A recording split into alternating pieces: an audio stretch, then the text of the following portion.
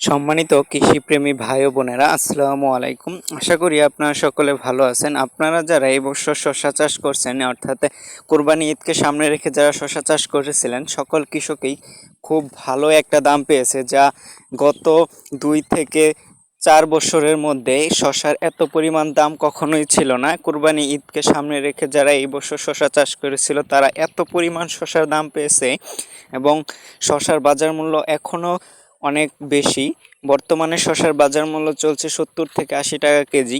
আমি নিজেও কিছু শসা করেছিলাম। শসার যে এত বাজার মূল্য থাকবে সেটা কখনো কল্পনা করিনি। তাহলে হয়তো আরও বেশি শসা করার চেষ্টা করতাম। তাহলে এই বছর শসা চাষ করে একটা ভালো অ্যামাউন্ট লাভ করা যেত। আর আপনারা যে সকল কৃষকেরা এবছর শসা চাষ করেছিলেন, তারা সকলেই কমেন্ট বক্সে জানাবেন যে আমি শসা চাষ করেছিলাম। কে কতটুকু চাষ করেছিলেন, কেমন দাম পেলেন।